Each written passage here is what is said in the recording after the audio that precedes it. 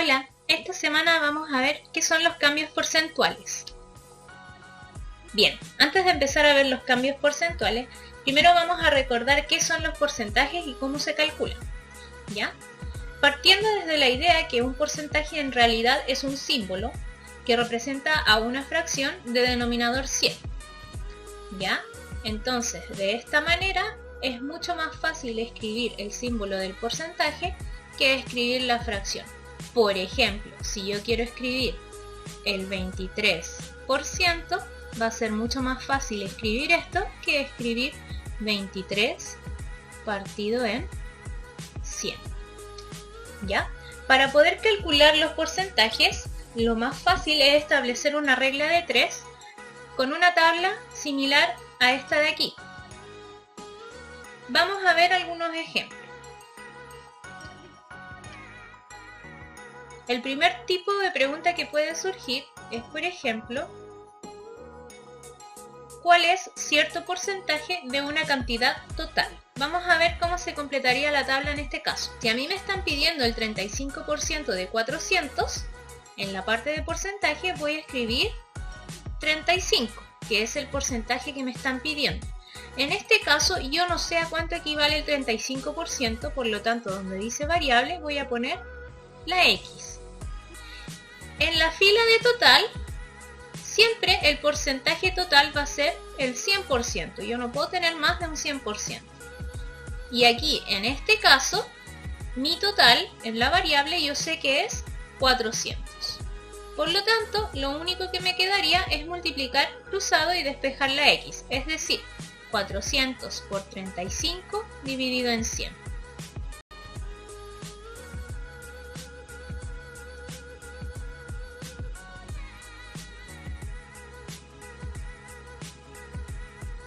Al resolver la multiplicación y posteriormente la división, nos vamos a dar cuenta que esto nos da como resultado 140. Es decir, el 35% de 400 es 140.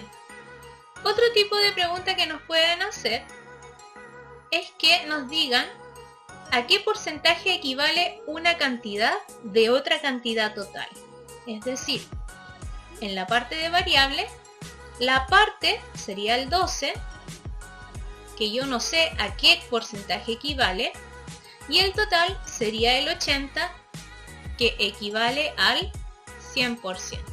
De la misma manera, multiplicamos cruzado para despejar la X. En este caso nos quedaría 12 por 100 dividido en 80.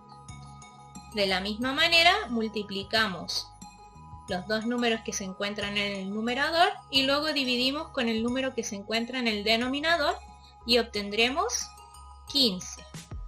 Es decir, que 12 es el 15% de 80. Otro tipo de pregunta que nos pueden hacer es cuando nos preguntan acerca del total. Es decir, que yo sé que una cierta cantidad equivale a un porcentaje, pero no sé cuál es el total de esa cantidad. En este caso, la parte es el 50. Y yo sé que ese 50 equivale a un 20%. Pero no sé cuál es el total de esa cantidad. Pero sí sé que el total en porcentaje siempre va a ser el 100%. Por lo tanto, aplicamos los mismos procesos anteriores, multiplicamos cruzado para despejar la X. Y nos quedaría 50 por 100 dividido en 20. Al multiplicar los números que se encuentran en el numerador y dividir con el número que se encuentra en el denominador, vamos a obtener que esto nos da 250. Es decir, que 50 es el 20% de 250. Bien. Esto es en cuanto al repaso de porcentajes. Ahora la pregunta es, ¿qué es un cambio porcentual? ¿Ya? Tienen que tener claro que un cambio porcentual es la variación dado un porcentaje de cambio que sufre un número o una cantidad inicial. Y esta puede aumentar o disminuir y se puede asociar a ciertos periodos de tiempo. Siempre un fenómeno que involucre un cambio porcentual constante de una cantidad entre dos periodos consecutivos, t y t más 1, se puede modelar con esta ecuación que tenemos acá. F de t más 1 es igual al índice de variación multiplicado por el f de t. Vamos a ver cómo se aplicaría esto con un ejemplo. Ya, aquí nos dicen que tenemos una ciudad con 450.000 habitantes que tiene una tasa de crecimiento anual del 2% desde el año 2003. La primera pregunta que nos hacen es ¿cuál es la ecuación de cambio porcentual que modela esta situación? En este caso, entonces, si lo sustituimos en la fórmula anterior, solamente tenemos que sustituir el índice de variación, porque no nos están preguntando por un año en particular. ¿Ya? Acá me están diciendo que tiene una tasa de crecimiento del 2%. Es decir, que cada año se va sumando un 2% con respecto del año anterior. Pero eso lo tengo que llevar a decimales. Si yo hago el 2 partido en 100, voy a obtener 0,02. Pero eso aún no es el índice de variación. ¿Por qué? Porque el índice de variación me tiene que indicar si es un crecimiento o es un decrecimiento. En este caso, como es un crecimiento, lo que tengo que hacer al 100% le tengo que sumar el 2%. En este caso, llevado a decimales, el 100%, 100 partido en 100, es 1 y el 2% es el 0,02. Por lo tanto, ahora sí, el índice de variación es 1,02. Ese es el índice de variación. Si lo sustituimos en la fórmula que les mostré antes, nos quedaría que f de t más 1 es igual al índice de variación 1,02 multiplicado por f de t.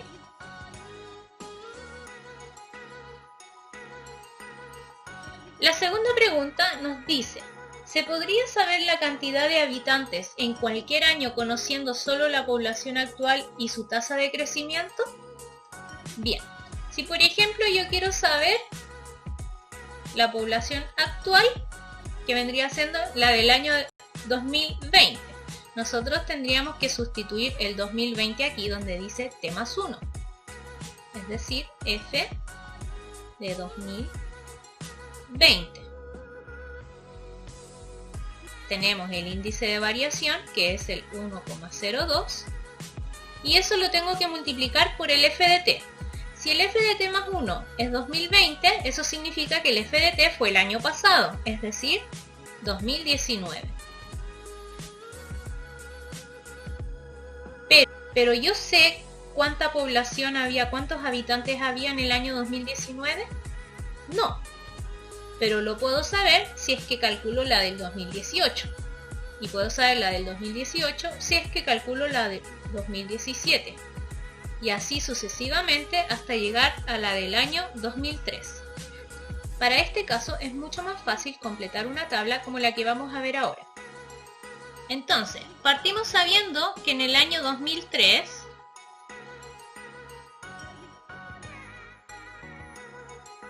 habían 450.000 habitantes, que es lo que nos dice el enunciado. Este 450.000 lo sustituimos en la fórmula y lo multiplicamos por 1,02 y vamos a obtener la cantidad de habitantes que había en el año 2004, 459.000. Luego hacemos lo mismo para obtener la del año 2005 y lo multiplicamos por 1,02 y vamos a obtener 469.180. Así sucesivamente.